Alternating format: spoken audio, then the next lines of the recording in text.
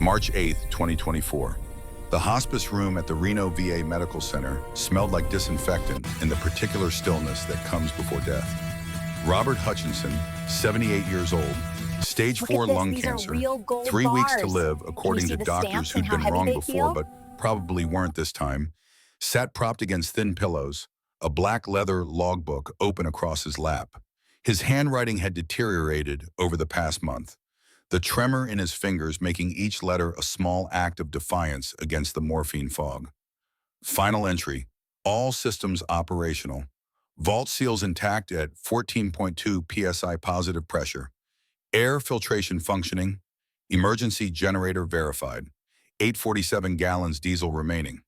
He paused, the pen hovering over paper that had absorbed 54 years of his life in monthly increments. Outside the window, Reno sprawled under March sunshine, indifferent to the fact that the last guardian of Site Tango 7 was writing his resignation letter to a government that had forgotten he existed.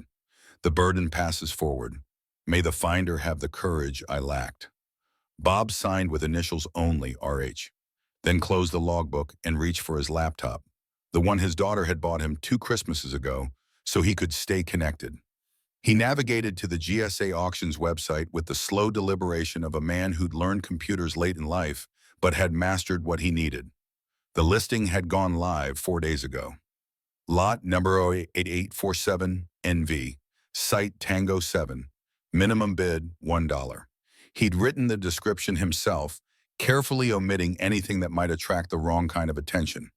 No mention of gold, no hint of what the decommissioned Strategic Air Command Auxiliary Command Post actually contained. Just GPS coordinates, a warning about structural integrity, and an invitation for someone, anyone, to take responsibility for what the United States government had abandoned in 1969 and forgotten by 1975. The auction would close in 6 days. Bob wouldn't live to see who won, probably for the best.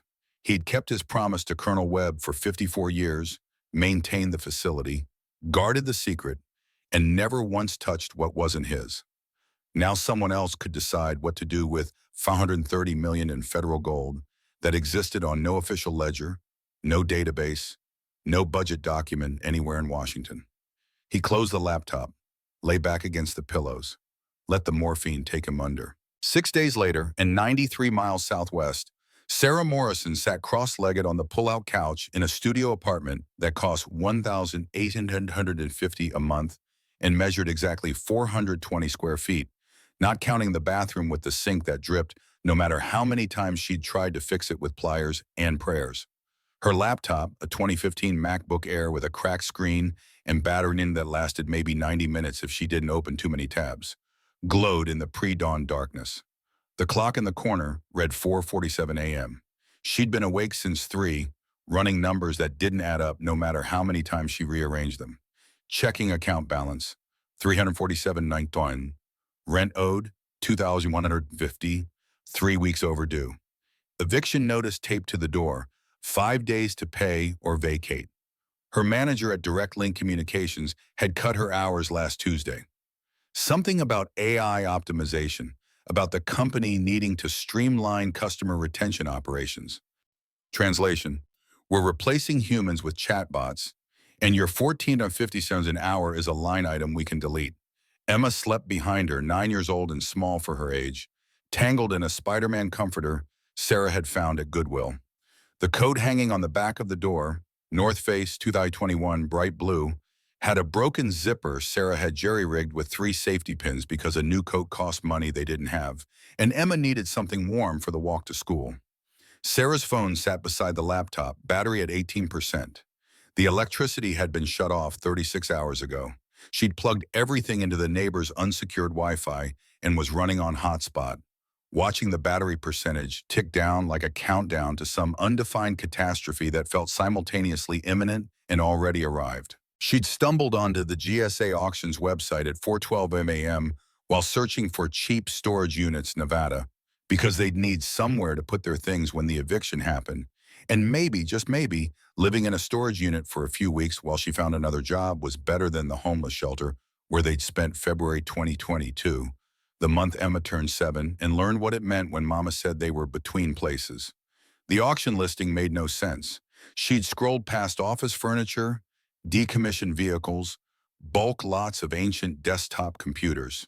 Then, lot number 08847NV, property ID, Site Tango 7, formerly classified PSYOP facility, location Humboldt County, NV, GPS 40.8721 Degain 119.5234 DGW. Description: decommissioned Strategic Air Command Auxiliary Command Post, constructed 1951 to 1952 as part of Continental Air Defense Network. Total underground area, approximately 11,800 square ft across 3 levels. Construction: reinforced concrete, 4 6-feet thick walls, depth 60 feet below grade, built to withstand 15 psi overpressure, equivalent to 5 megaton airburst at 2.5 miles. Decommissioned, June 1969 per BRAC closure. Last inspection, October 1987, structural integrity unknown. Utilities, none. Access, unpaved Forest Service Road, 4WD recommended. Hazards, potential asbestos, lead paint, unexploded ordnance, cleared 1970. Sold S's, no warranties. Buyer assumes all liability. Minimum bid. Sarah read it 3 times. Googled this PSYOP on her dying phone. Single Integrated Operational Plan, the nuclear war strategy. Googled the Strategic Air Command bunkers.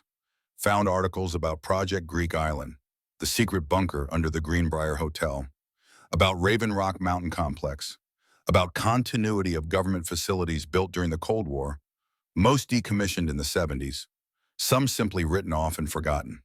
She pulled up Google Maps, entered the coordinates. The satellite image showed concrete emerging from scrubland, surrounded by collapsed chain-link fence. Middle of nowhere, 95 miles northwest of Reno, near the Black Rock Desert where Burning Man happened every year. No roads except dirt tracks, nothing around it for miles. Sarah thought about copper wiring, about lead pipes, about industrial shelving and steel doors that scrapyards might pay money for. Thought about the eviction notice, about Emma's coat, about 3 weeks of eating pasta with canned sauce because it was all she could afford. Thought about the last time she'd felt anything other than afraid and couldn't remember. The listing had 17 hours left. Current bid, $10. 0 people had looked at this and thought it was worth even $1. She clicked place bid, entered it on. PayPal wanted to confirm the amount. Her checking account had $347.9. After this, $346. She clicked submit. The confirmation screen loaded. Your bid has been placed. You are currently the highest bidder. Sarah closed the laptop, made Emma breakfast, 2 packets of instant oatmeal, the last ones in the cabinet, mixed with tap water heated in the microwave before someone noticed the electricity was supposed to be off. Emma woke up rubbing her eyes, asking why Mama looked so tired, and Sarah lied like she'd been lying for 9 years. Just finishing some work stuff, baby. Eat your breakfast. 3 days later, the email arrived at 11:47 p.m. while Sarah sat in the direct link break room during her 15-minute evening shift break, scrolling through job listings on her phone and trying not to cry. Congratulations. Your bid of $1 for lot number 8847NV, Site Tango 7, has been accepted. You are the only bidder. Please remit payment within 14 days and collect deed at GSA Federal Disposition Office, Carson City, NV. Sarah stared at the screen, read it 4 times, walked back to her cubicle in a daze and spent the next 3 hours telling people she couldn't help them recover their passwords, while her brain tried to process the fact that she'd just bought a Cold War bunker for the price of a candy bar. Emma was awake when Sarah got home at 1:30 a.m. reading her library book, Space Exploration for Kids, checked out February 28th, due back March 20th, the 3rd time Emma had renewed it because they couldn't afford to buy her books. Mama, did we win the bunker? Sarah sat on the edge of the pull-out couch. Yeah, baby, we own a bunker now, God help us. The GSA Federal Disposition Office occupied a strip mall unit between a closed dry cleaner and an H&R block in Carson City. The woman behind the desk, Brenda, 50-something, government employee affect, didn't look up when Sarah walked in with Emma on Saturday morning. Sign everywhere there's a yellow tab, initial the reds. That's $1. Sarah counted out 4 quarters. Actual physical coins, because using her debit card meant overdraft fees she couldn't afford. Brenda stamped documents with the mechanical efficiency of someone who'd done this 10,000 times and would do it 10,000 more. Slid a manila envelope across the counter. Deeds inside. So's the property survey and the last safety inspection from 1987. So take that for what it's worth. Keys are in there too, though. Lord knows if the locks still work. Congratulations on your purchase. Next, Sarah walked out holding proof of ownership for 11,800 square feet of underground concrete and whatever remained inside. Emma tugged her hand. Mama, what are we going to do with a bunker? Sarah looked at her daughter's hopeful face, at the safety pin coat, at the future that felt like a closing door. I don't know yet, baby, but it's ours. Nobody can take it away from us. The drive took 2.5 hours in their 2009 Honda Civic, 208,000 miles, duct-taped passenger window, check engine light permanently on. Highway 447 North turned to gravel after Gerlach, then to dirt tracks that scraped the undercarriage and made sounds like the car was dying. Sarah prayed the whole way, prayed they wouldn't break down, prayed the bunker would have something, anything worth the gamble. Prayed Emma would remember this as an adventure instead of the day Mama drove them into the desert chasing a fantasy. They found it at 2:37 p.m. according to the dashboard clock. The GPS had lost signal 20 minutes ago, but the coordinates Sarah had written on notebook paper matched the landscape. The bunker entrance rose from scrubland like a concrete tombstone, weathered gray, covered in graffiti from decades of trespassers. Authorized personnel only in faded military stencil. U.S. Air Force, Strategic Air Command, barely visible under spray paint. The chain-link fence had collapsed in 3 places. Warning signs dangled from rusted poles. The entrance itself was massive, a blast door 10 feet tall, 8 feet wide, designed to survive what Sarah didn't want to imagine. Secured with a padlock the size of her fist. She pulled out the keys, 3 on a ring with a faded tag reading, Site Tango 7 Primary Access. Her hands shook, inserting the largest key. It turned smoothly. Too smoothly for something locked since 1969.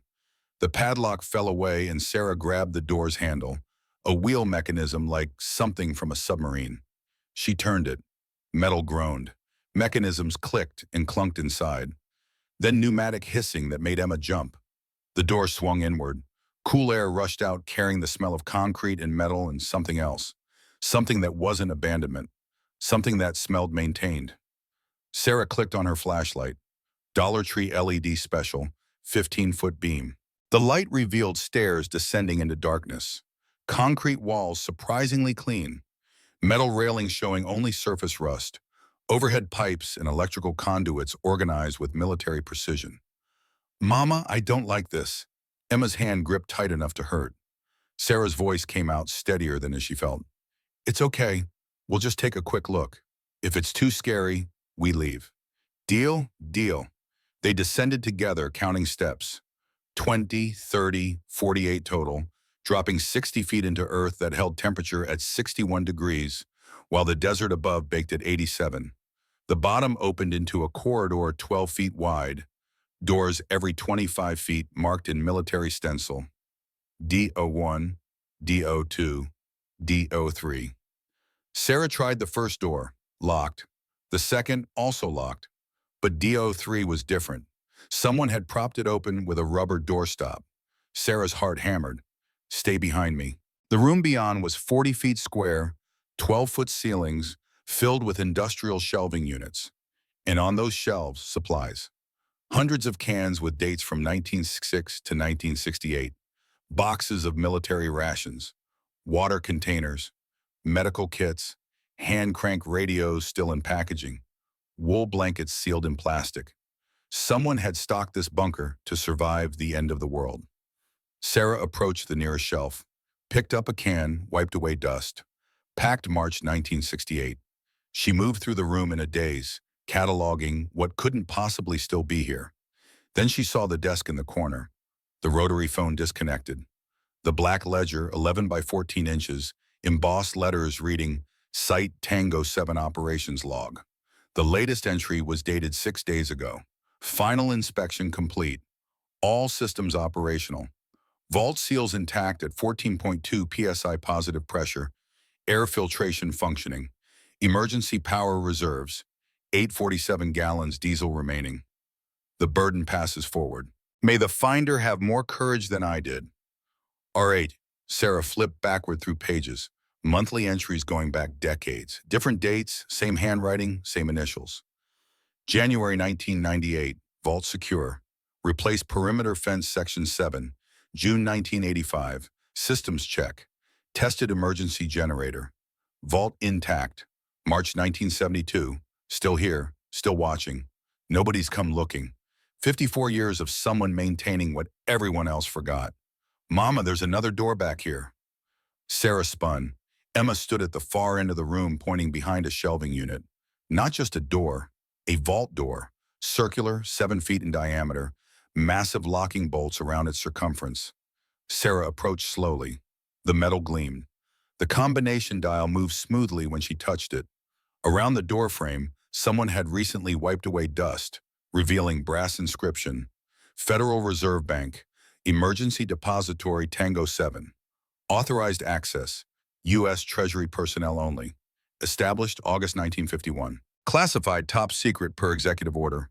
1104. Sarah's breath stopped. Federal Reserve Emergency Depository. She'd read about these. Cold War programs to protect America's wealth in case of nuclear attack. Billions in gold and currency hidden in bunkers across the country. Most decommissioned in the early 70s. Most. She found Bob Hutchinson's note tucked inside the logbook's front cover. To whoever bought this place for $1. You need to know what's inside before deciding what to do. The combination is a date every American my age remembers. The day we learned the atom could end the world. Not Hiroshima, earlier, when we tested it on ourselves. Trinity. RH, Sarah Googled on her phone. 1 bar of signal, miraculous. Trinity atomic test date, July 16, 1945. Alamogordo, New Mexico, 5:29 a.m. The first atomic bomb. The moment everything changed, her hands shook approaching the vault. Right to 7, click. Left to 16, click. Right to 45, deeper thunk. Left to 0, clank. The wheel turned. 8 full rotations. 16 bolts retracted with mechanical precision.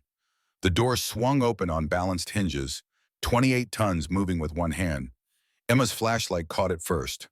Mama, is that gold? The vault was 20 feet square, carved from granite bedrock, walls lined with lead sheeting, 8 industrial shelving units, and on those shelves, stacked in rows, gold bars. Each one 10 inches by 4 inches by 2 inches. Each one stamped, U.S. Federal Reserve, 1999, fine, 400 O's, 1951. Sarah's legs gave out. She sat hard on the concrete threshold while her brain tried to process what her eyes were seeing. Emma walked forward slowly, reaching out to touch a bar like it might disappear. The inventory sheet was bolted to the wall. Stainless steel plaque, official government formatting, Site Tango 7 Federal Reserve Emergency Depository. Established August 14, 1951. Purpose: preservation of monetary reserves in event of catastrophic national emergency. Original deposit: 847 standard Federal Reserve gold bars. Total weight: 338,800 troy ounces. Value at deposit: 1951, 11,856,000. Authorization: Federal Reserve Board plus Executive Order 104 Truman. Expected retrieval upon DEFCON 1 declaration or facility decommission. A second plaque added later. Final inventory, June 30, 1969. Bars remaining, 647. Bars transferred to Fort Knox, April 968, 200. Remaining value, 258,800 troy ounces. At $35 OZ, official rate, 9,058,000. Facility status, decommissioned. Content status, to be retrieved. Transport pending. Signed, Lieutenant Colonel Marcus Webb, ESSAC Logistics Command. Bob Hutchinson's handwritten note was paperclippy to the plaque. Fresh ink. Current gold spot price. March 2024. $2,050 Troy Aussie. 647 spars x 400 Oz, which 258,800 Troy Oz. Total value, 540,000. They forgot. I watched it for 54 years. Now it's yours. Use it better than they would have. R.H. Emma's voice came from very far away. Mama, that's $500 million? Sarah couldn't speak, could only nod, could only sit on the floor of a vault containing more money than she'd earned in 10,000 lifetimes while her brain tried to reconcile the eviction notice and the broken zipper and the $530 million in gold that the United States government had simply forgotten existed. Does this mean we're rich? The sound came before Sarah could answer. Footsteps, multiple sets, boots on concrete stairs, echoing down from the entrance 60 feet above. Voices, male, urgent. Door was already open. Fresh tire tracks outside. Someone's here. Martinez said the auction closed 4 days ago. This is Site Tango 7, confirmed. We finally found it. Spread out. Check every room. If they're down here, we need to secure them before they realize what they found. Sarah's adrenaline spiked. She grabbed Emma, pulled her close, killed both flashlights. In the sudden darkness of the vault, surrounded by $530 million in forgotten gold, she held her daughter and tried to think. The voices moved through the supply room, close enough now to hear individual words. Check the logbook. See if there's any mention of, holy shit. Vault seal's intact. It's here. The gold is actually here. Find whoever opened this place. Martinez wants them secured before we extract. Sarah's mind raced. Bob's logbook had mentioned emergency systems. She found the power panel by touch, mounted on the vault wall, 6 breaker switches. Her fingers traced the labels. Lighting, all levels, ventilation, primary, security, doors or alarms, generator auto start. She whispered to Emma, voice barely breath. When I flip this switch, lights will come on and doors will close. We run to the emergency exit. You remember where it was on the map? The tunnel behind the generator room? Exactly. You run. Don't look back. Understand? Emma nodded against her shoulder, tears soaking through Sarah's shirt. Sarah flipped all breakers simultaneously. Chaos erupted. Fluorescent lights blazed across the entire bunker. Mercury vapor bulbs warming up in flickering pulses. Somewhere 2 levels below, a diesel generator roared to life. Woom, woom, woom. 500 horsepower of Caterpillar engine that had been dormant for decades but maintained well enough to start. Klaxon alarms started wailing. World War II air raid sirens that made Emma scream. And the security doors, 3-ton steel blast doors between sections, began grinding closed on hydraulic systems that groaned and screeched after 55 years of disuse. The voices in the supply room turned to shouting. What the fuck? Go, go, go! Back to the stairs before we're trapped. Boots pounding concrete, running away from them. Sarah grabbed Emma's hand. Now! Run! They burst from the vault room, turned right away from the main corridor, through the door marked D09, generator room. The generator was deafening, a beast of machinery vibrating the floor.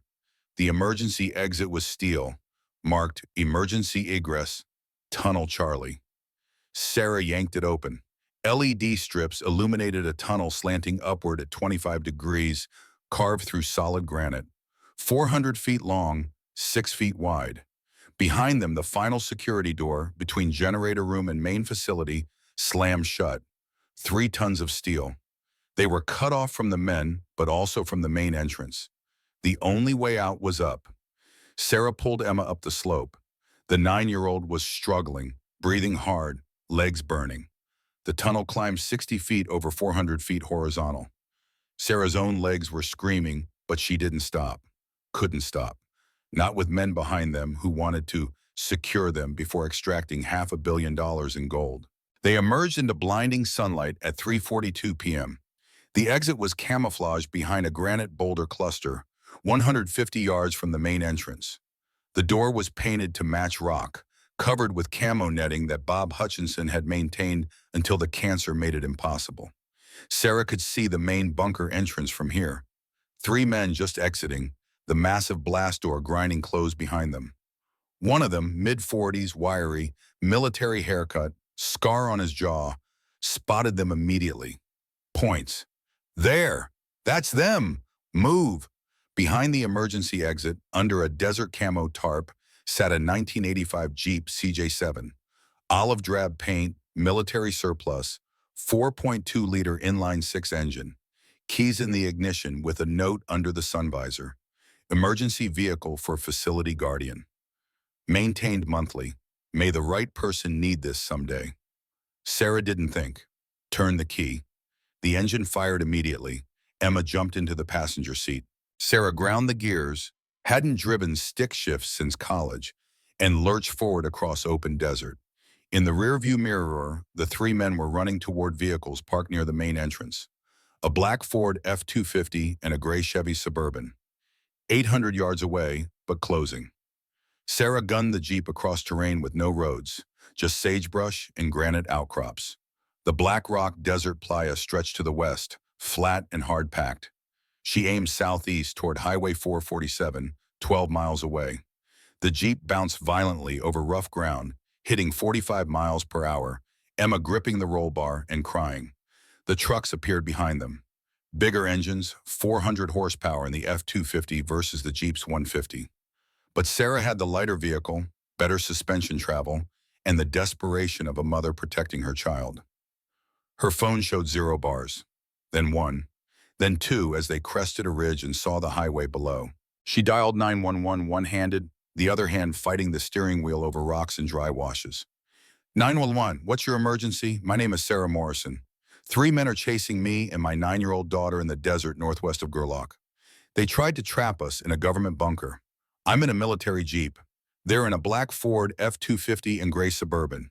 GPS coordinates approximately 40.87 north, 119.52 west. I need help now, ma'am. Stay on the line. I'm dispatching Nevada Highway Patrol and Washoe County Sheriff. Can you describe the men? I didn't see them clearly. They knew about the bunker. They were waiting for someone to open it. This is... Sarah's voice cracked. This is bigger than you think. There's gold inside. Lots of gold. Ma'am, did you say gold? Just send help. They're gaining. The Jeep hit Highway 447 at 4:03 p.m., fishtailing onto pavement. Sarah turned south toward Gerlach, 15 miles away. The Jeep maxed out at 68 miles per hour. Behind them, the F-250 was doing 95.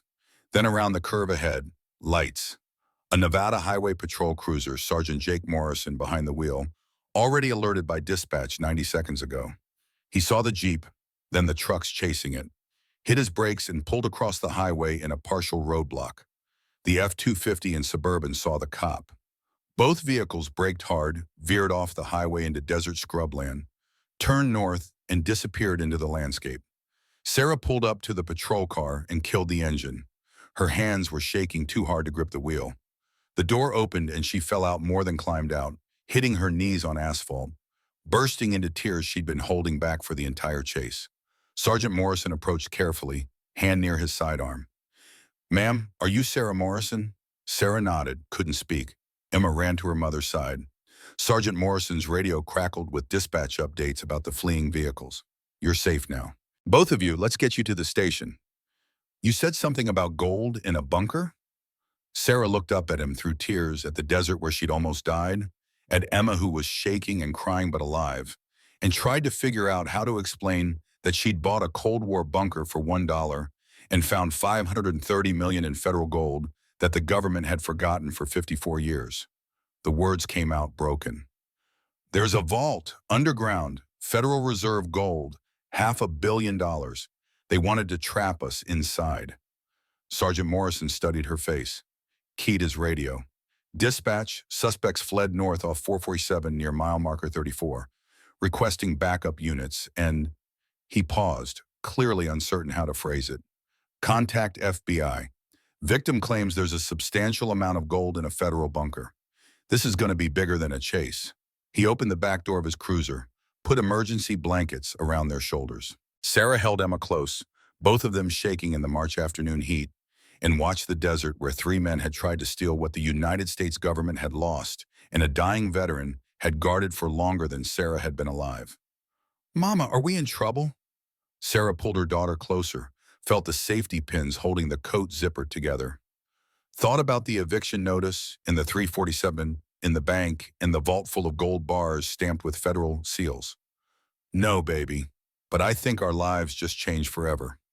The patrol car pulled onto the highway heading south toward Reno, lights flashing, radio crackling with updates about armed suspects in federal property, and a single mother who'd gambled $1 on a bunker and found something the government didn't know it had lost. In the back seat, Sarah Morrison held her daughter and watched the desert disappear behind them, knowing that whatever came next, FBI, Treasury Department, lawyers, questions she didn't know how to answer, nothing would ever be the same.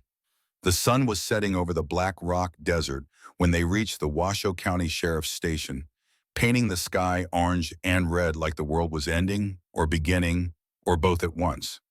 6 hours after the chase, Sarah sat in a family interview room at the Washoe County Sheriff's Station that smelled like burnt coffee and institutional cleaning solution. Emma colored on the backs of incident report forms with crayons a deputy had scrounged from somewhere, drawing rockets and stars because even after being chased through the desert, her daughter still dreamed about space. Sarah had given 6 statements already, 6 times telling the same story to different people who looked at her with varying degrees of skepticism. The manila envelope sat on the table between them like evidence at a trial. Inside, the deed to Site Tango 7, proof that she'd legally purchased the property at a legitimate government auction, proof that she owned 11,800 square feet of concrete and whatever was inside. A deputy brought terrible coffee in a styrofoam cup. Sarah drank it anyway, needing the caffeine more than she cared about taste. Her phone had died an hour ago. The sun had set. Emma had eaten 2 granola bars and was starting to fade, her coloring getting less enthusiastic, her eyelids drooping. The door opened. 3 people entered wearing suits that cost more than Sarah's car. She straightened in her chair, exhaustion evaporating into alertness that felt like fear. The woman led, mid-50s, steel gray hair pulled into a bun so severe it looked painful. Armani suit in charcoal, no jewelry except a wedding ring that probably cost more than Sarah made in a year. She carried a Toomey briefcase and had the kind of posture that came from decades of being the most important person in any room. "Miss Morrison, I'm Victoria Blackwood, Assistant Director for the Treasury Department's Asset Recovery Division." Behind her, a man built like a linebacker in a suit that didn't quite fit his frame. 6'2", 220, wedding ring, Chicago Bears watch. He had cop eyes, the kind that assessed everything and gave away nothing.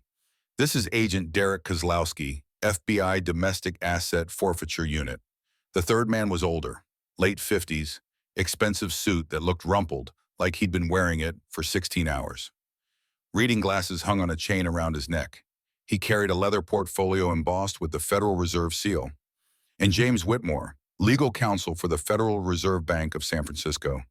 They sat across from Sarah like this was a business meeting instead of the single most surreal moment of her life. Blackwood opened her tablet, pulled up an aerial photograph of the bunker, taken sometime today by what looked like a military drone. "Do you know what you found, Miss Morrison?"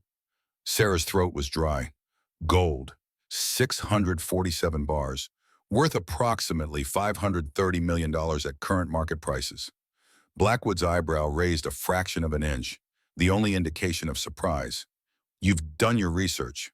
There was an inventory sheet in the vault. Someone had been maintaining it, updating the value based on gold prices. Kozlowski leaned forward. His voice had a Chicago accent worn down by years elsewhere. "Miss Morrison, what you stumbled into was classified at the highest levels for decades. Site Tango 7 was one of 12 emergency depositories built during the Cold War to protect federal reserves in case of nuclear attack.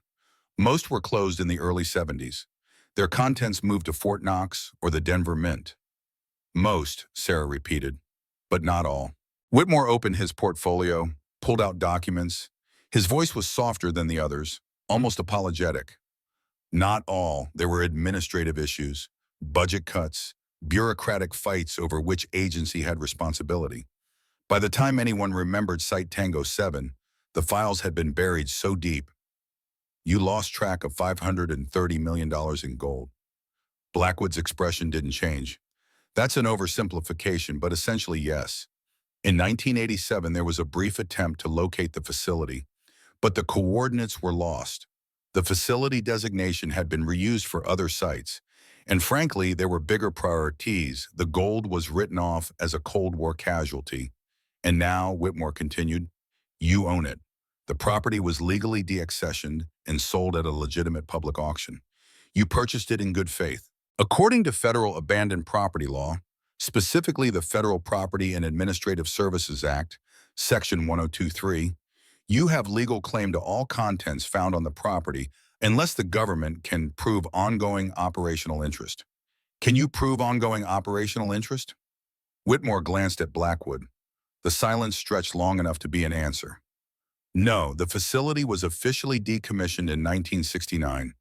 All documentation states contents were retrieved, which we now know was false. But there's no paper trail showing federal ownership for the last 55 years. Legally, the gold has been abandoned. Sarah's hands were shaking. So it's mine. It's complicated. No, it's not. You forgot about it. You sold me the property. It's mine. Kozlowski spoke up, his tone measured. Miss Morrison, there are national security implications here.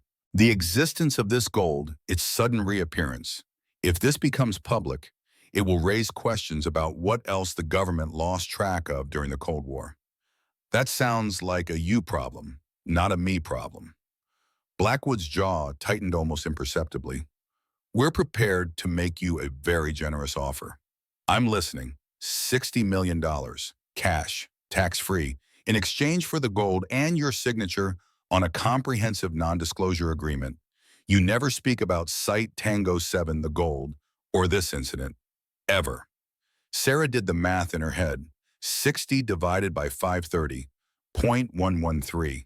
They were offering 11% of the actual value, 11% to shut up and disappear. You're offering me 11% of what's legally mine. What's legally yours is debatable. The gold is federal property. Sarah pulled out her phone, dead, but she'd screenshotted the relevant statute hours ago. Read from the dark screen by memory. The Federal Property and Administrative Services Act, Section 102(3). If federal property is sold without disclosure of contents, those contents transfer to the purchaser unless the government proves ongoing operational interest. You can't prove it, which means it's mine. The room went silent. Whitmore looked uncomfortable. Kozlowski looked impressed. Blackwood's expression could have frozen nitrogen. Miss Morrison, I don't think you understand the forces you're dealing with. Sarah's voice came out steadier than she felt. No, you don't understand. I'm a single mother who works in a call center for $14.50 an hour. 3 weeks ago, I was facing eviction. I couldn't afford to buy my daughter a winter coat. I know exactly what it's like when powerful people think you're too weak to fight back. She stood, gathering the manila envelope. Here's my offer. I'm hiring a lawyer. We're going to establish legal claim to that gold. And then I'm going to use it to help people like me. People your system forgot about. Just like you forgot about $530 million. If you want to sue me, go ahead. When you sue, it becomes public record. And the world will know the federal government lost track of $500 million, then tried to cheat the person who found it. Sarah walked to the door, turned back. Oh, and those men who tried to kill me and my daughter, Vincent Caruso and his crew? You might want to find them, because I'm pressing charges. Attempted kidnapping, attempted robbery, conspiracy. When that goes to trial, everything comes out. The bunker, the gold, all of it. She took Emma's hand and walked out, leaving 3 federal officials staring after her in silence. That felt like the moment before an avalanche. 3 days later, Sarah found Catherine Brennan through a Google search for Best Lawyers, Nevada David versus Goliath. The first result was a news article from 2011. Local attorney wins $28 million settlement against Wells Fargo in predatory lending case. The accompanying photo showed a woman in her early 60s with short white hair and reading glasses, standing in front of a small Victorian house converted into a law office. The office was in downtown Reno, squeezed between a coffee shop and a tattoo parlor. Sarah climbed the stairs with Emma, both of them exhausted from 3 days of hiding in a Holiday Inn under a fake name while news vans camped outside their apartment, and her phone exploded with interview requests. Catherine Brennan answered her own door. 5'4", white hair and a practical cut, Patagonia fleece over a blouse, the kind of person who'd stopped caring about power suits decades ago. Her office was floor-to-ceiling law books, framed newspaper headlines, photos of cases won against impossible odds. You want to sue the federal government for $530 million in gold. It wasn't a question. Sarah had emailed the whole story the night before. I want to establish legal claim to property I own on land I legally purchased. Kate, she'd insisted on first names within 30 seconds, gestured to chairs across from her desk, sat down and studied Sarah with eyes that had probably seen every kind of desperation humanity offered. You know they'll try everything. Eminent domain, national security claims, administrative seizure. They'll drag this through courts for years.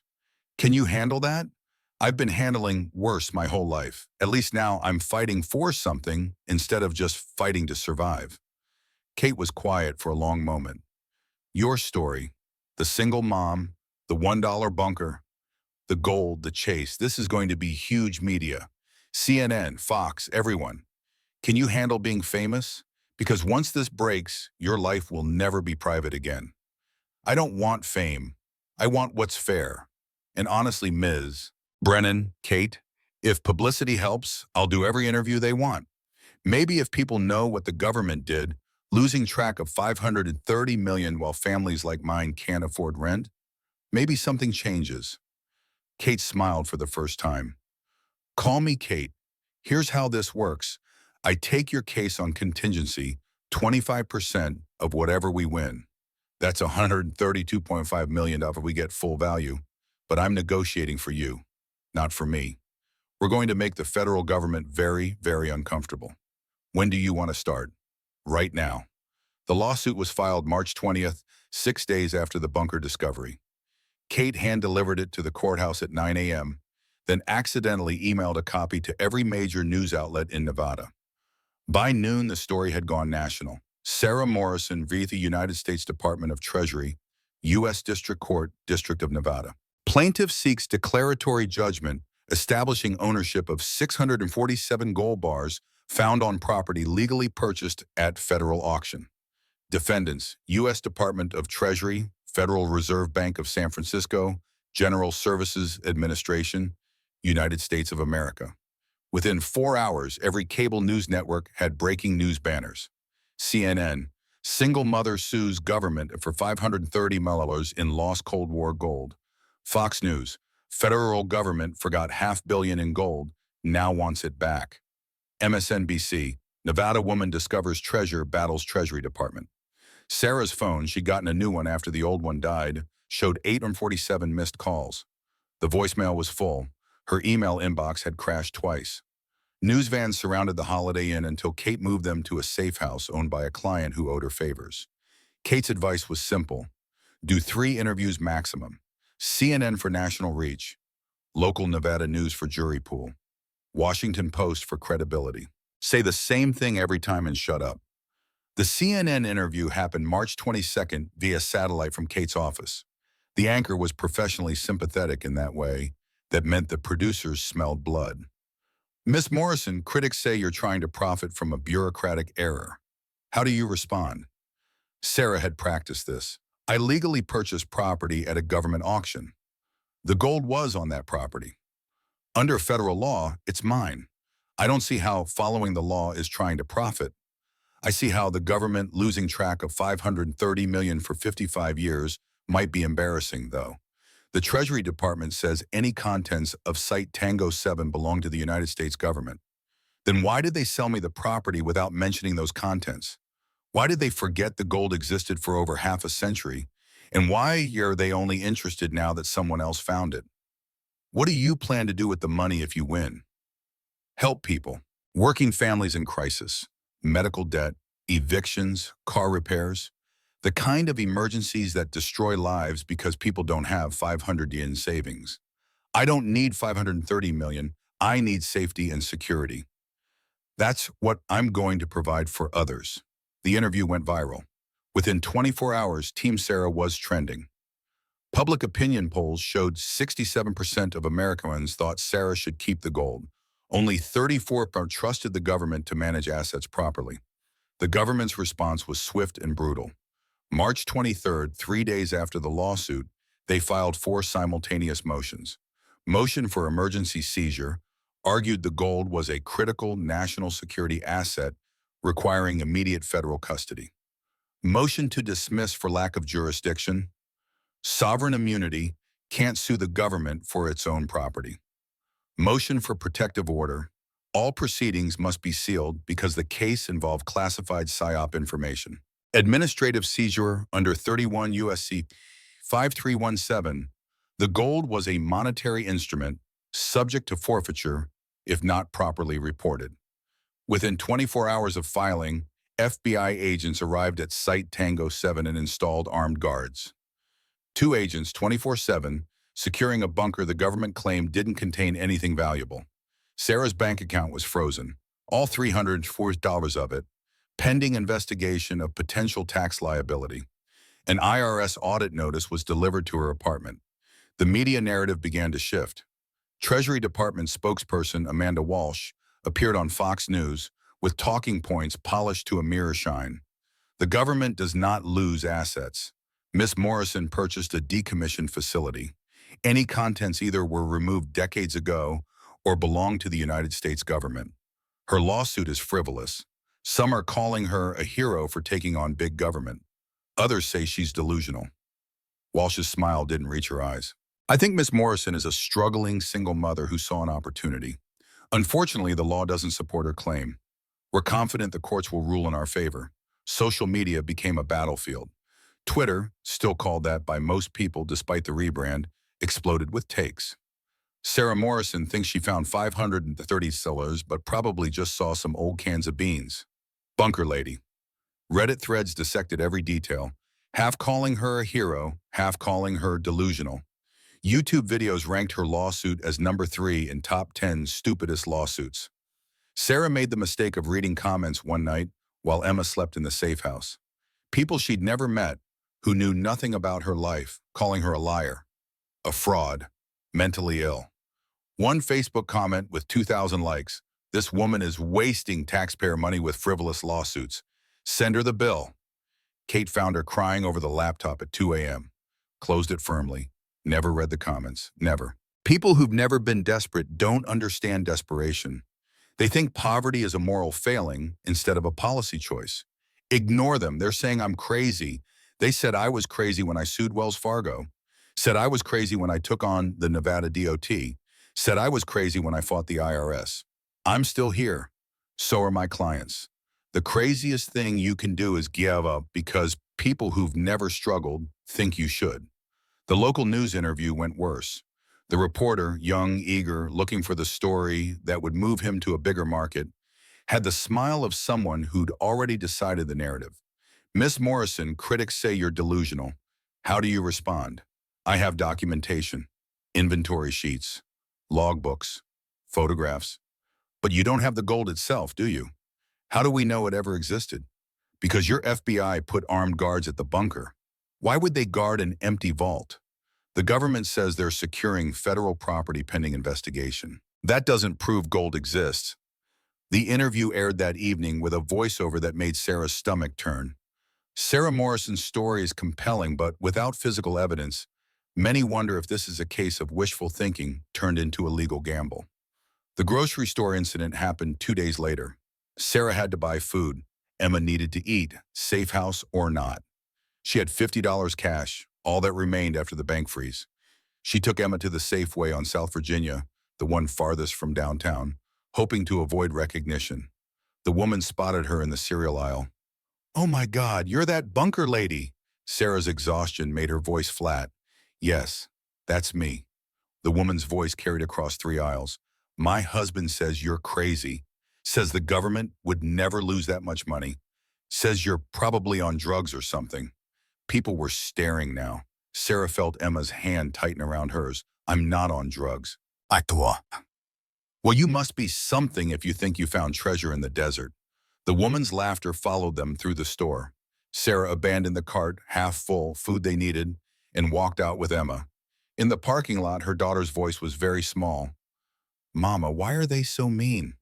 Sarah knelt down, meeting Emma's eyes. Because people are afraid to believe someone like us could win against people like them. Because it's easier to call me crazy than to admit the system is broken. Are we going to lose? I don't know, baby, but we're going to fight. Kate filed counter-motions with the efficiency of someone who'd done this 100 times. Opposition to emergency seizure.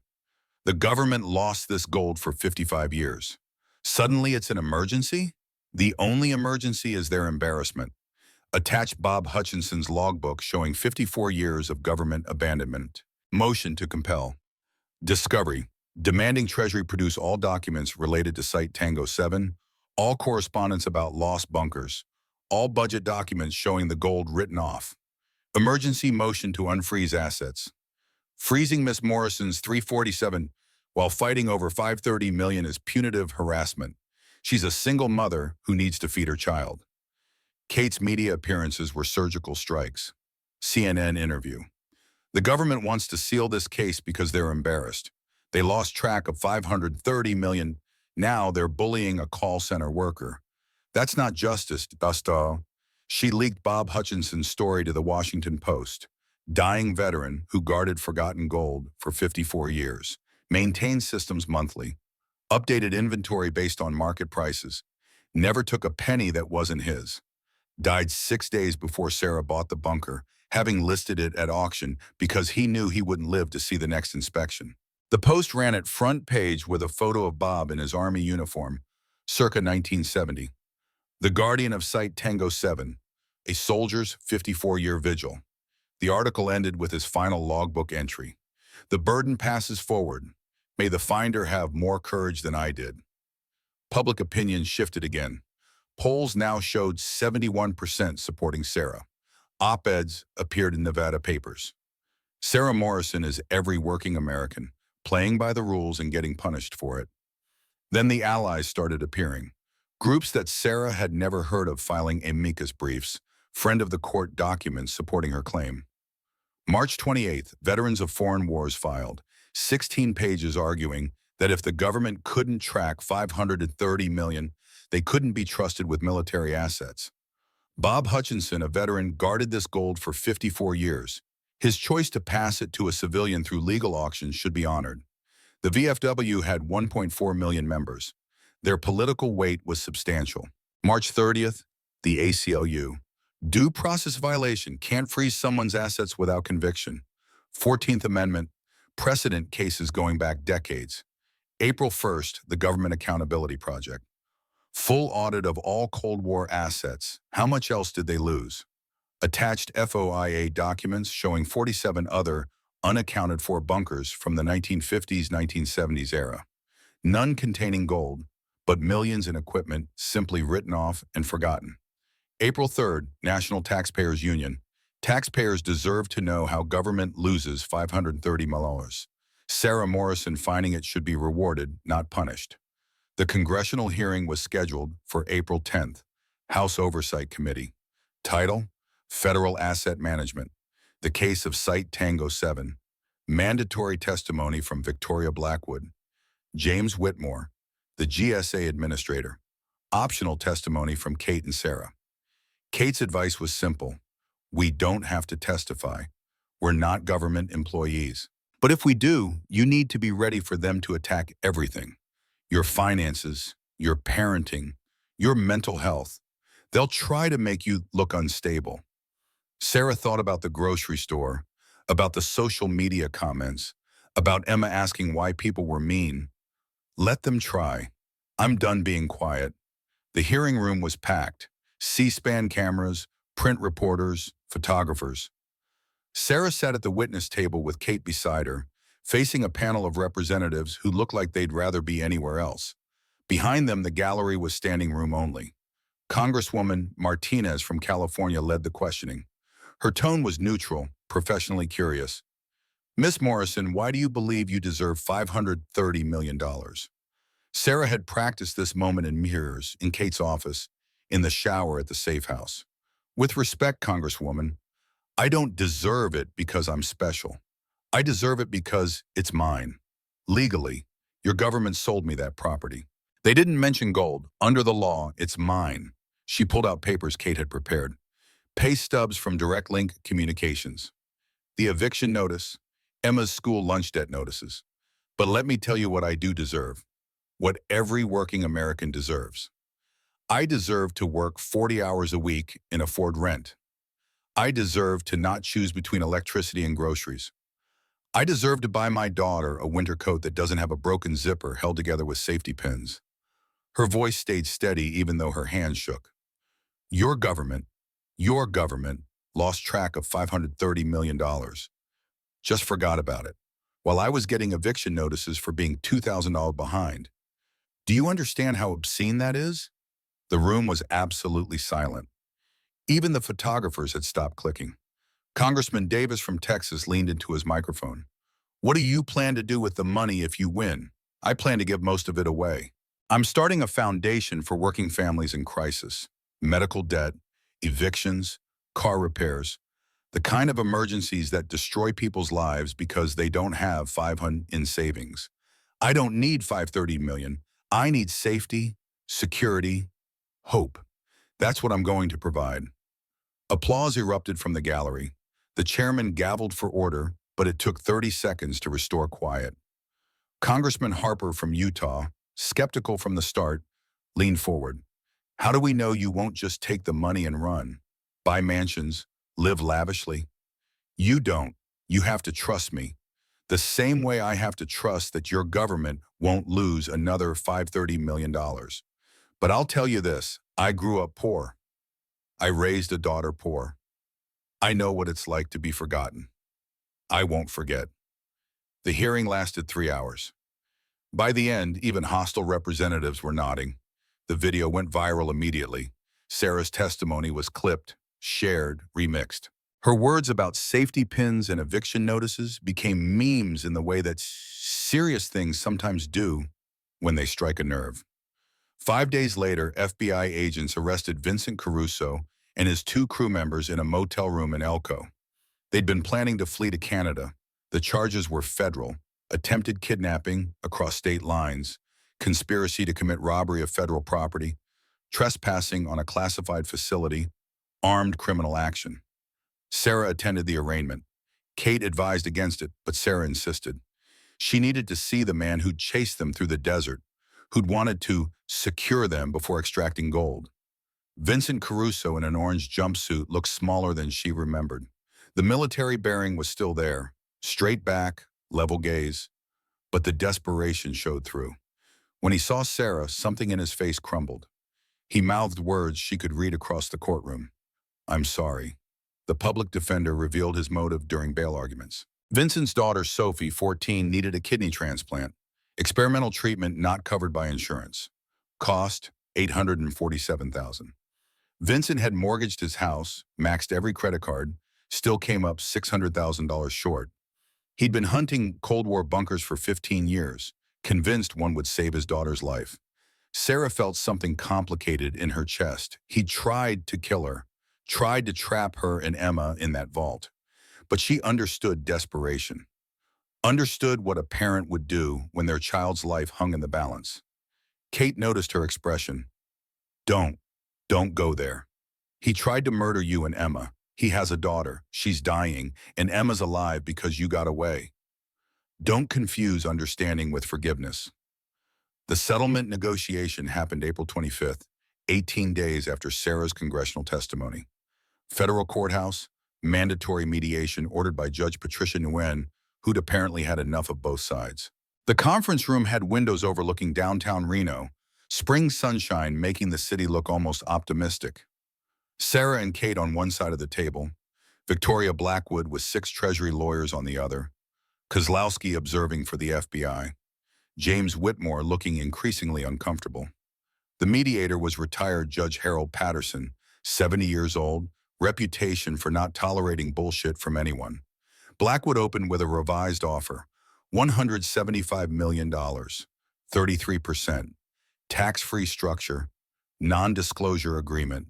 Take it or leave it. Kate didn't blink. Counteroffer. Sarah gets full ownership. Government gets 45% as taxes. Standard capital gains plus state. That's $238.5 million to Treasury. Sarah keeps $291.5 million. No NDA. This becomes a public case study in government accountability. Unacceptable. That sets precedent. Anyone who finds lost federal property can claim it. Sarah spoke up, her voice carrying across the table. Good, maybe that'll motivate you to keep better track of things. How many other bunkers are out there? How much more did you lose? Judge Patterson raised a hand. I have a proposal. Court declares Sarah Morrison legal owner. Precedent established. Gold liquidated slowly over 5 years to prevent market disruption. Sarah pays 30% federal tax plus 15% state and local, 45% total, $238.5 million to the government. Sarah nets 55%, $291.5 million. Special conditions, managed by professional trustee, approved by both parties. Sarah establishes 501c3 foundation with public charity status and transparent operations, regular audits. Government gets right of first refusal if she ever sells the Site Tango 7 property. The room went quiet.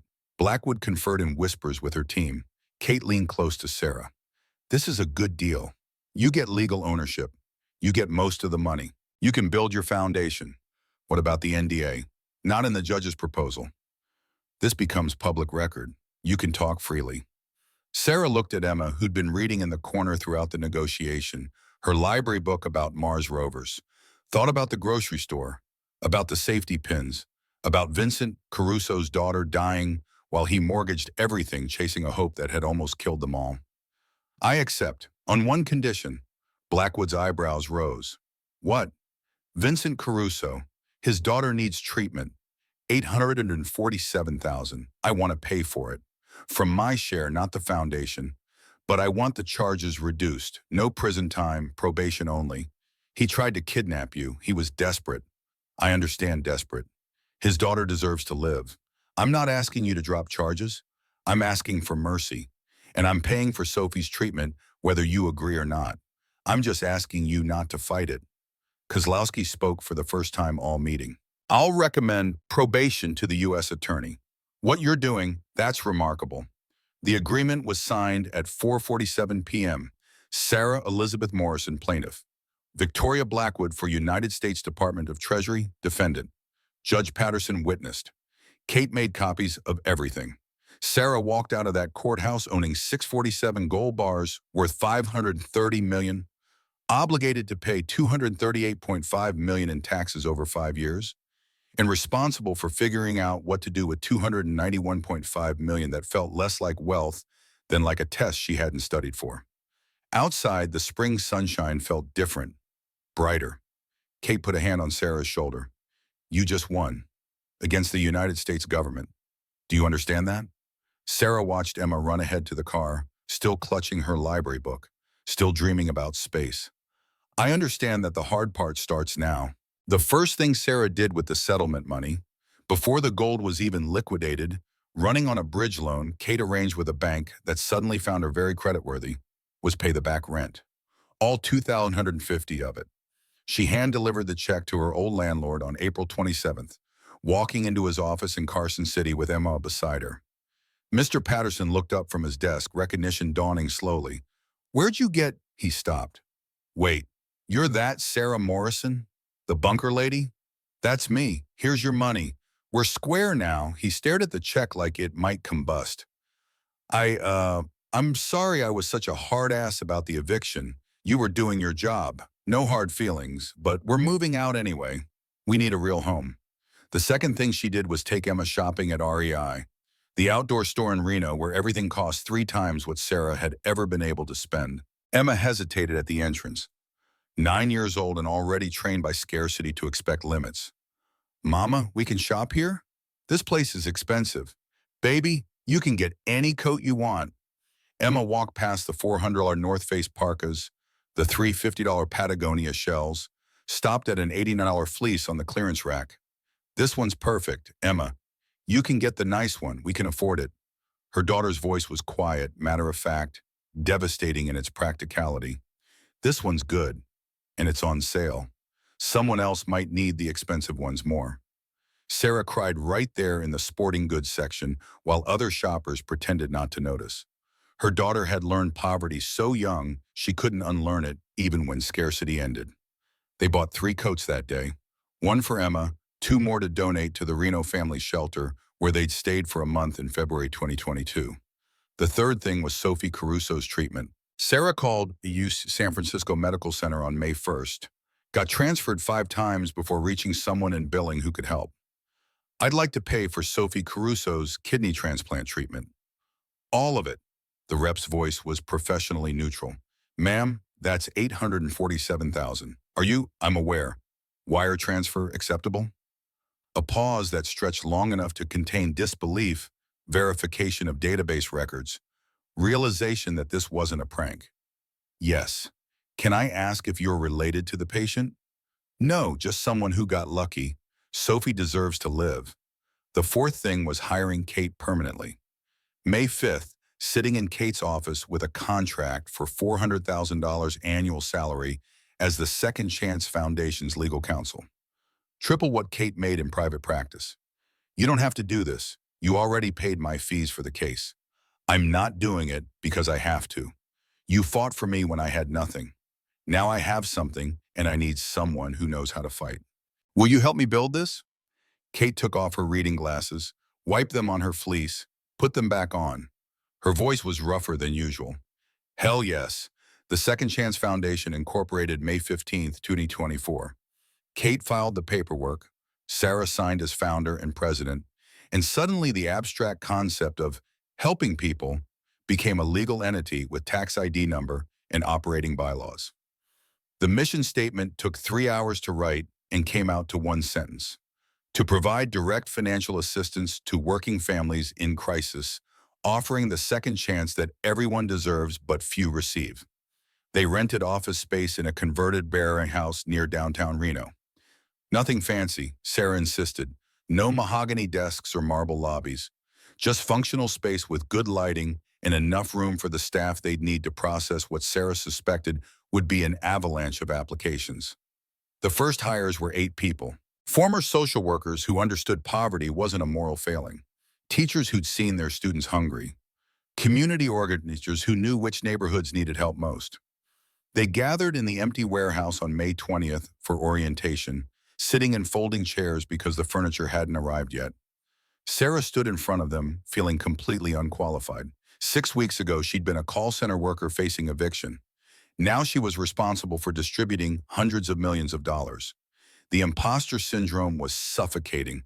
"I don't have a speech prepared. I don't know how to run a foundation. What I know is what it feels like to choose between rent and food. To watch your child go without because you can't provide. To be invisible to everyone who matters." Her voice steadied as she continued. "This foundation exists because the government forgot about $530 million in gold. But they also forget about people. Millions of people working jobs that don't pay enough, living in a country that loses $500 million and doesn't notice. We're not going to forget. Every person who applies for help is someone who matters, someone doing their best in a system that makes best feel like it's never enough." The applications opened June 1st. Sarah expected maybe 100 in the first week. By June 3rd, they had 8,742. Stories that read like variations on a theme Sarah knew too well. Single father in Baltimore, car broke down, can't get to work, about to lose job. Woman in Phoenix, hours cut, 3 weeks behind on rent, eviction notice on the door. Veteran in Portland, cancer treatment bills from the VA that insurance wouldn't cover. Debt collectors calling daily. Each application was 2 pages. Simple. Name, situation, amount needed, documentation proving crisis was real. No credit checks, no judgments about worthiness. The case managers reviewed them with compassion that felt radical in its simplicity. People helping people because help was needed. The first grants went out June 8th. 1,240 families approved from 8,742 applications. $4.2 million distributed. Average grant, $3,300 in it odd. Sarah read every approval letter, wanted to remember that these weren't numbers on spreadsheets. These were Lucy's, single father in Baltimore, $3,200 for car repairs. Woman in Phoenix, $1,400 for rent. Veteran in Portland, $15,000 for medical debt.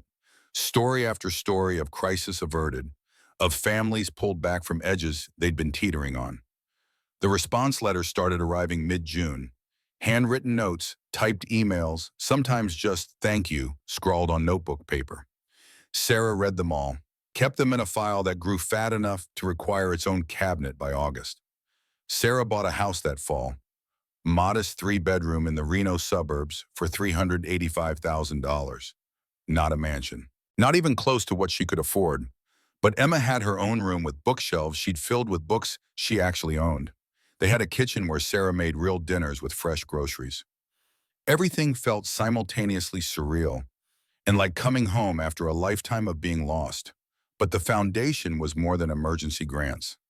Sarah partnered with trade schools, free welding programs, HVAC training, nursing courses, worked with hospitals to negotiate medical debt down to pennies on the dollar, created a legal fund to fight wage theft and predatory lenders, established childcare subsidies so single parents could work and study simultaneously. The years blurred together in a way that felt both fast and eternal. Emma grew from 9 to 11 to 15, thriving in robotics club, talking about aerospace engineering, still choosing the cheaper option at restaurants because scarcity had written itself into her bones. The foundation expanded, 8 locations by 2028, 23 by 2032, 40 by 2036. There were setbacks. A regional director embezzled $2.4 million in 2030. Sarah fired him, pressed charges, implemented new oversight systems, and kept going. Copycat foundations appeared, some genuine, some scams. Media critics called her naive. She ignored them and kept helping families. The government policy shifts came slowly. The Morrison Initiative, named after her despite requesting they honor Bob Hutchinson instead, required audits of all Cold War assets.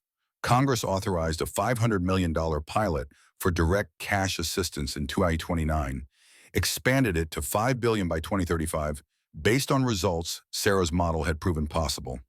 Emma graduated at high school in 2033, MIT acceptance letter, arriving with a full scholarship she applied for despite not needing it. Someone else's parent might need the foundation money more than us, Mom. She left for Boston that fall. Aerospace engineering, weekly phone calls, stories about her girlfriend, Maya, and projects building components for spacecraft. Sarah dated occasionally, a few relationships that fizzled. One that lasted 8 months before friendly recognition they wanted different things. Mostly she was too busy running a foundation that had become less a job than a calling she hadn't known she'd been waiting for. By 2036, 12 years after the bunker, Sarah was 44. The foundation had distributed $510 million to 178,000 families. The remaining $20 million endowment generated enough annual return to sustain operations indefinitely. Second Chance had outlived its initial funding and would continue long after Sarah was gone. She'd also developed chronic migraines from 12 years of carrying weight that felt heavier than gold. Kate noticed first, suggesting succession planning, but Sarah couldn't imagine stopping when there was still so much work to do.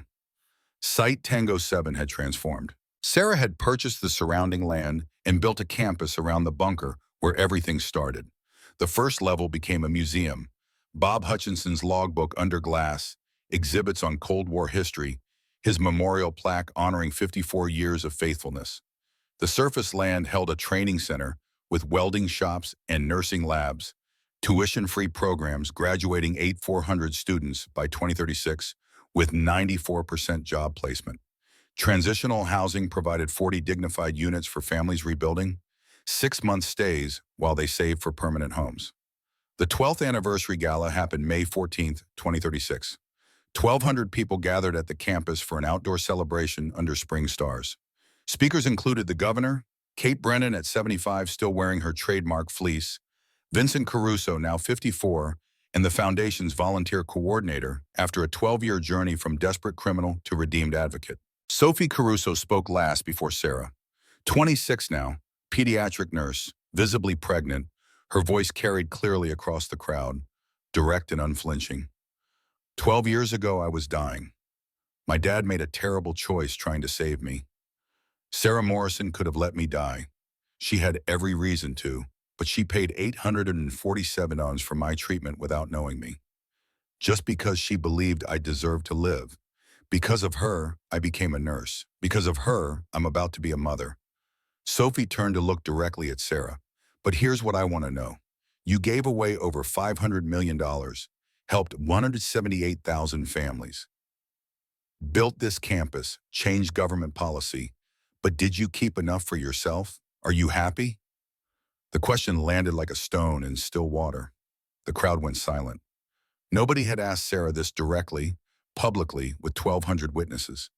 Sarah stood slowly, unprepared, feeling the weight of 12 years of purpose without pause.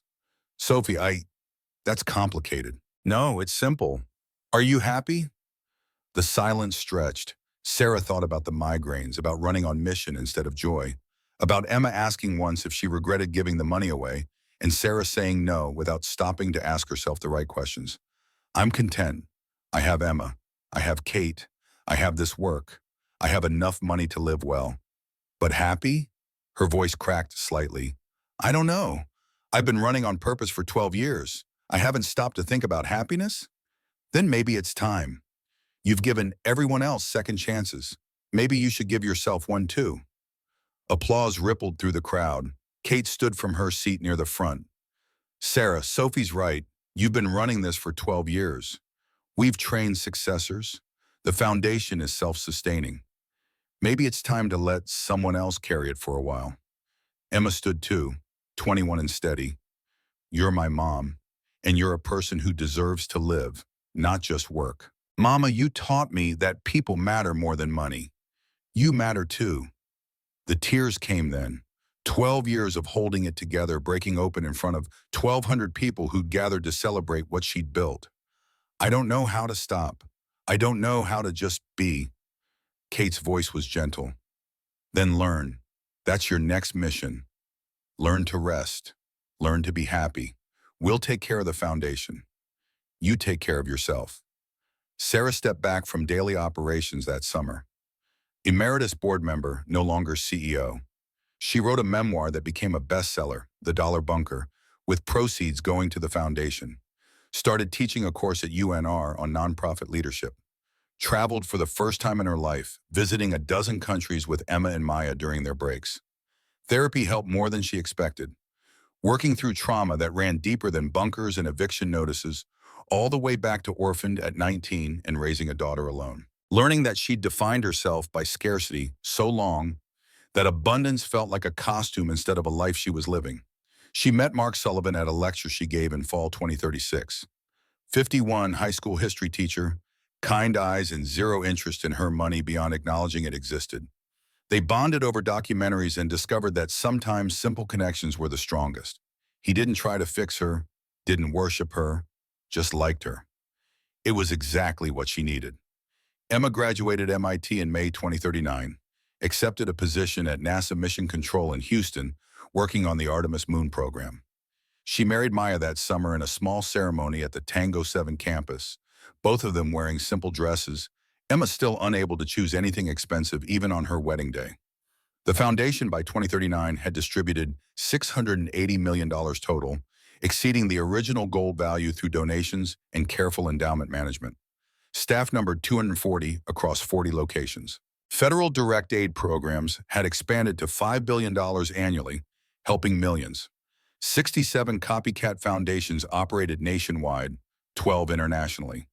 The model Sarah had built from desperation and federal gold had transformed how America thought about helping its working poor. On March 14, 2039, exactly 15 years after Sarah had placed a $1 bid on an abandoned bunker, a small group gathered at Site Tango 7 for a quiet ceremony. No crowds this time, just family.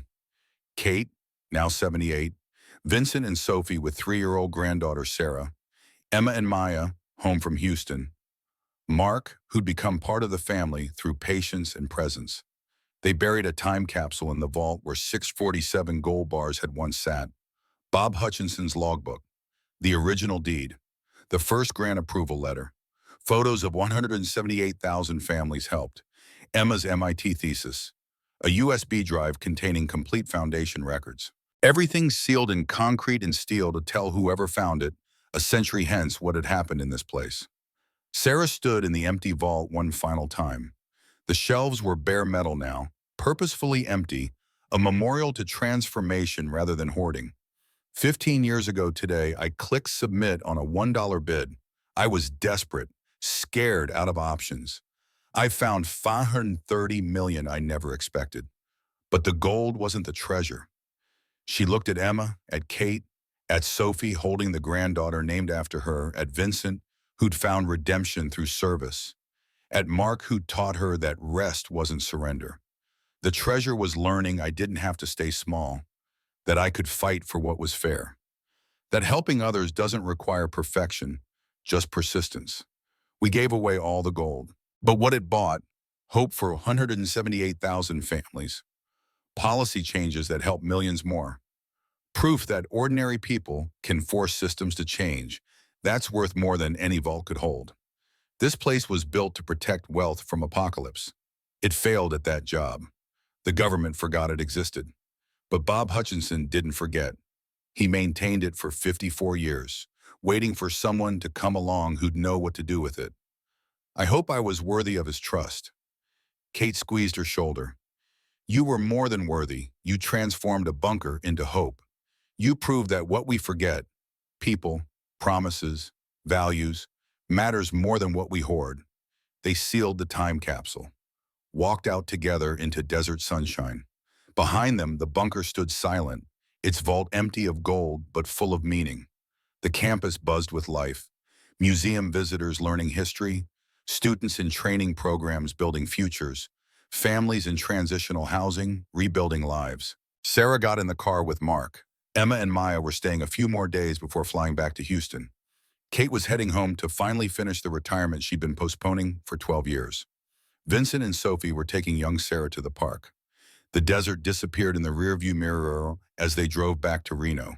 Sarah felt something she hadn't allowed herself in 15 years. Peace, not the peace of finished work. The foundation would continue. Poverty would persist. There was always more to do. But the peace of knowing she'd done what she could with what she'd been given. Mark glanced over. You okay? She thought about the question, about Sophie asking if she was happy, about 12 years running on purpose before learning to rest, about Emma grown and married and building spacecraft, about 178,000 families helped and millions more through policies she'd forced into existence, about Bob Hutchinson's faith and Kate's loyalty and Vincent's redemption. Yeah, I think I finally am. The sun set over Reno, painting the sky orange and red. Somewhere in that city, a single mother was probably opening an eviction notice, wondering how she'd survive. Somewhere, the Second Chance Foundation would reach her, help her, give her breathing room to build something better. The work continued. It always would. But Sarah Morrison, 47 years old, no longer CEO, finally learning what happiness felt like, drove home knowing that sometimes the best thing you can do with treasure isn't keeping it or even giving it away. It's using it to prove that systems can change, that forgotten people matter, that $1 in impossible luck and the courage to fight can transform gold into hope. The bunker was behind her now. The future waited ahead. And for the first time since she'd clicked submit on that desperate March morning 15 years ago, Sarah wasn't running toward purpose or away from poverty. She was simply living. It was enough. It was more than enough. It was everything.